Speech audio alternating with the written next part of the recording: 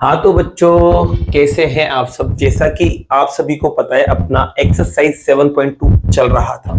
7.2 में बच्चों इसका इंट्रोडक्शन और फर्स्ट क्वेश्चन कंप्लीट कर चुके थे इससे पहले वाली वीडियो में। बच्चों आज स्टार्ट करने वाले हैं क्वेश्चन नंबर सेकंड, जिसका डायग्राम आपको दिया हुआ है। डायग्राम यहाँ देख सकते हैं और कुछ लैंग्वेज है जो यहाँ दे रखी है। तो समझते हैं लैंग्वेज को। लैंग्वेज में क्या लिखा हुआ है। आपके पास एक ट्राइंगल है बच्चों, त्रिभुज देख सकते हैं, नाम है एबीसी। अब इसके अंदर देखो क्या आ रहा है। इसके अंदर एक एडी है और एडी क्या है बच्चों, परपेंडिकुलर भी है प्लस बाइसेक्टर भी है। परपेंडिकुलर का मतलब लंब होता है और बाइसेक्टर का मतलब समद्विभाजक होता है। पहले बात करते हैं बच्चों परपेंडिकुलर की, मतलब लंब की। इसका मतलब होगा 90 डिग्री बनाएगा। तो एडी बीसी के साथ 90 बनाएगा। इसके अलावा बाइसेक्ट भी करेगा, मतलब समद्विभाजक, मतलब दो बराबर टुकड़े भी यहां करेगा। एडी जो है ना वो बीसी के दो बराबर टुकड़े करेगा। इसका मतलब ये है कि बीडी और सीडी आपस में बराबर होंगे। तो यहां पर इस लाइन से अपन कह सकते हैं सबसे पहले तो कि एक तो ये वाला एंगल और एक ये वाला एंगल 90 90 होगा। तो पहले तो ये लिखते हैं अपन ए डी बी और ए डी सी, दोनों के दोनों 90 होंगे। ठीक है, एक बात तो ये पता चली। एक बात ये पता चली कि बीडी बराबर होगा सीडी के। तो यहां दूसरी बात और लिख देते अपन, बीडी बराबर CD। ये आपको गिवन है बच्चों। अब लाना क्या है आपको, आपको लाना है कि AB और AC बराबर आ जाए। AB ये रहा, AC ये रहा, दोनों को बराबर लाना है। तो बच्चों देखो सीधी सी बात है, ये आपके पास ट्राइंगल दे रखा है, मतलब त्रिभुज, और इसके अंदर दो ट्राइंगल आ रहे हैं। अगर ये दोनों कॉन्ग्रेंट हो जाते हैं, सर्वांगसम हो जाते हैं, तो CPCT की मदद से ये दोनों भी क्या आ जाएंगे, बराबर आ जाएंगे। तो पहले इन दोनों को कॉन्ग्रेंट करते हैं। तो पकड़ते हैं इधर वाले ट्राइंगल को फिर उधर वाले ट्राइंगल को। तो बच्चों यहां देखो, पहले पकड़ते हैं ट्राइंगल ए डी बी को, और दूसरे ट्राइंगल का नाम है ए बी सी। त्रिभुज ए डी बी व त्रिभुज एडीसी में। ये लाइन आप यहां लिख देना।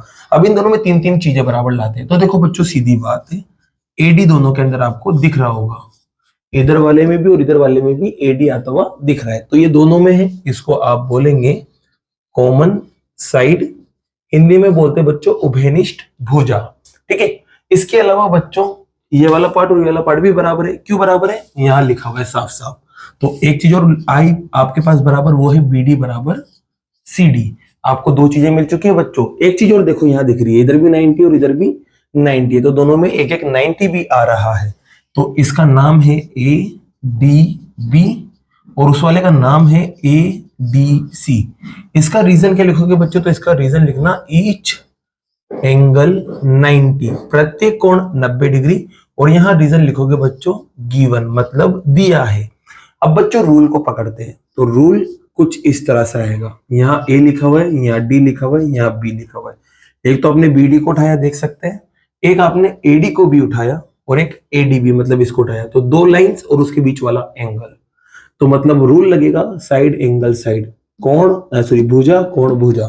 तो यहाँ रूल लगेगा बच्चों SAS, और दोनों के दोनों ट्राइंगल आपके ADB और ट्राइंगल ADC, दोनों के दोनों कॉन्ग्रेंट हो जाएंगे।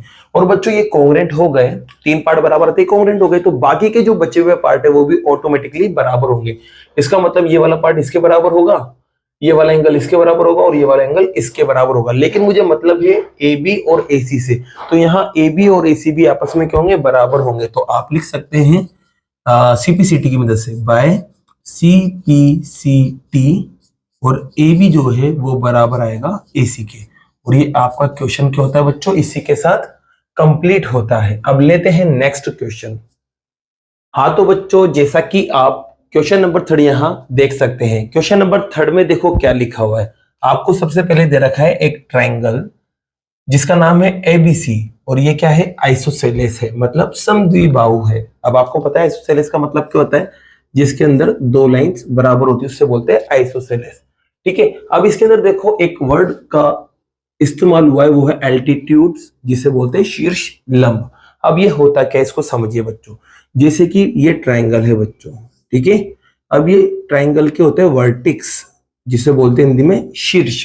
ठीक है, अब यहां से इसकी सामने वाली लाइन पर 90 डिग्री बनाने वाली लाइन 90 डिग्री बनाने वाली लाइन, जैसे कि यहां से भी बन सकती है 90 डिग्री बनाने वाली लाइन और यहां से भी बन सकती है 90 डिग्री बनाने वाली लाइन। तो ये 90 डिग्री बनाने वाली जो लाइन होती है पॉइंट से उसकी सामने वाली लाइन पर, वही क्या कहलाती है, एल्टीट्यूड्स कहलाती है, मतलब शीर्ष लंब कहलाती है। ये आपको याद रखना है बच्चों, ठीक है। तो एल्टीट्यूड दे रखा है और एल्टीट्यूड क्या है बच्चों, बीई और सीएफ। तो बच्चों देखो यहाँ पर एक तो ये जा रहा है 90 बना रहा है और एक ये 90 बना रहा है, ये दोनों एल्टीट्यूड है मतलब शीर्ष लंब है। और इन दोनों को बनाया गया है, इन दोनों को बनाया गया है इक्वल साइड पर। और इक्वल साइड कौन कौन है, ए बी और ए सी, क्योंकि ट्राइंगल एबीसी आइसोसेलेस था मतलब समद्विबाहु, तो इसकी दो साइड बराबर होगी, एक तो ए बी और एक ए सी, ये दोनों बराबर है और इन पर एल्टीट्यूड बनाया गया है। ये कह रहा है, ये आ गई बात समझ में। अब आपको क्या कहा है, इसके अलावा आपको कहा है कि बताना है कि जो एल्टीट्यूड है ना वो इक्वल होना चाहिए, मतलब जो शीर्ष लंब है वो बराबर होना चाहिए। तो आपको लाना क्या है, बीई और सीएफ बराबर आ जाए। इसका मतलब यही है कि आपको बीई और सीएफ को बराबर लेके आना है। तो बच्चों देखो यहां से क्या क्या अपन को मिल रहा है उसको लिख लेते हैं। सबसे पहले तो देखो यहां पर बीई जो है ना वो 90 बनाएगा, किसके साथ, एसी के साथ। तो ये लो बच्चों बीई ने 90 बना लिया। एसी सीएफ भी 90 बनाएगा, सीएफ भी 90 बनाएगा, किसके साथ, एबी के साथ। ये उल्टे टी का मतलब बच्चों ध्यान रखना 90 से होता है, परपेंडिकुलर से होता है मतलब लंब से।